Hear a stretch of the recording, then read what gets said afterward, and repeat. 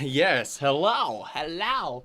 How are you doing over there? Not too bad? Not too bad? Good, good. I've got a review for you, whoever you are. Bloody Kalmah, boys. We've got Kalmah. Now, I like dilmah, right, as a tea. Pretty good Sri Lankan tea, or Ceylon, or whatever you want to say. Very good tea. But Kalmah, boys, I never tasted their tea. And yeah, Kalmah obviously is supposed to be a cornerstone in melodic power metal. And let me tell you, I have not listened to this band before, but I was pretty fucking blown away here, boys, by the sheer insanity, technicality, and catchiness of the guitar leads in particular throughout this record. I'm actually kicking myself for not giving them a go earlier just because of that reason. I mean, my god, I just lap up those leads.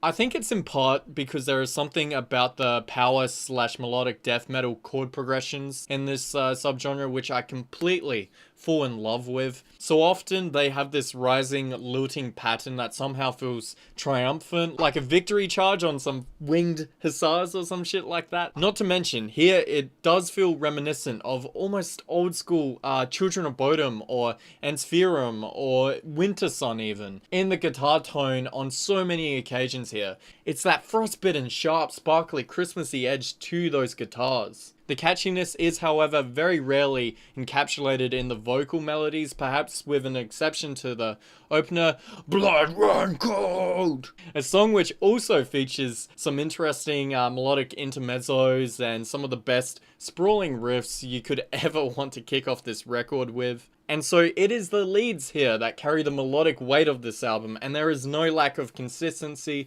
found in their enjoyability or technicality. It's not just the melody of the guitar leads, however. On so many occasions on this album, they switched stylations. For example, on the Evilkin, where the instrumentation turns into a chunkier, thicker, chugging groove when the song compositionally begs for it. And don't get me fucking started on the solos here. I mean, like also on the Evilkin, where right at the end there is this tasteful, delightful, melodic solo that combines twice over with these triumphant Children of Bodom-esque riffs just as the tempo climbs and climbs and climbs. It really is a great example of the songwriting chops they have on this record and how they evoke the climactic power here by entwining all of those elements together in a resounding climax. And yeah, another standout solo has to be the one on Take Me Away, and how it almost harmonizes with the main riff. It's just superb. Or maybe even the one on Pastry, or the completely insane shredding on Waiting on the Wings. What fucking shredding that was, boys. My body might as well have just become a mixture of speed bumps and gooses, because my body was just covered in goosebumps throughout that shit. Fuck me. Fuck.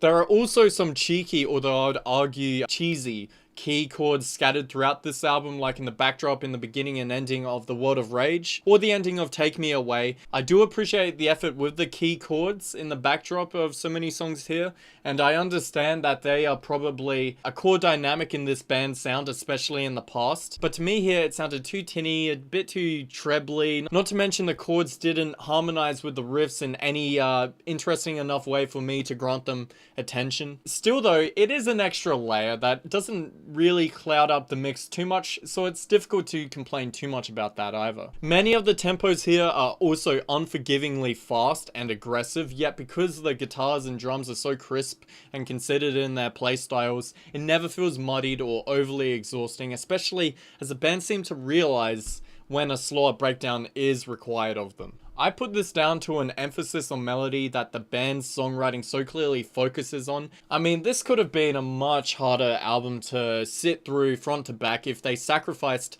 that melodic aspect for just sheer technicality. I didn't feel like there was anything particularly spectacular about the drumming in terms of involved or intricate fills, yet he did more than enough in terms of carrying the tempo and driving the songs forward in the right directions. The bassist was understandably given very little airtime to show off his chops, but when he does, like on Through the Shallow Waters, for example, his lines sound sexy and thick. That song is, incidentally, another standout track for me. It's the one occasion where I enjoy the keys, the vocals, and the transitions in equal measures. Some of the best riffs also land themselves here on this track. But yeah, I don't blame the band for not giving the bass more time to breathe, but maybe just a couple more breaks in noise or atmosphere with a plodding bass line would have worked wonders on the album listening experience and breaking up the aggressive, showy, polished aesthetic here. In fact, I do remember one instance on Erase and Diverge with the bass where they let it growl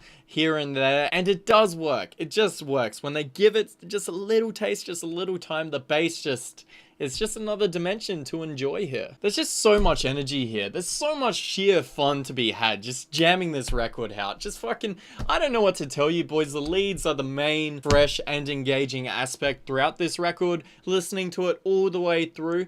I will mention though, because there is no melody in the vocals, the songwriting can almost feel like a plateau of amazing riffs without any real standout tracks with sheer catchy choruses or anything like that. Yet the quality is so consistent here, I still find it hard to criticize this album with any real venom.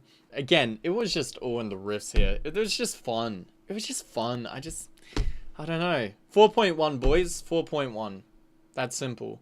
And yeah, if you're new to the channel, I hope you enjoyed my review. Fucking yeah, boys. But yeah, fucking like, comment, eat, pistachios, all helps the channel grow, etc. You know how it is. Fucking too easy. I'll catch you later, alright? And just have a good one. Wow!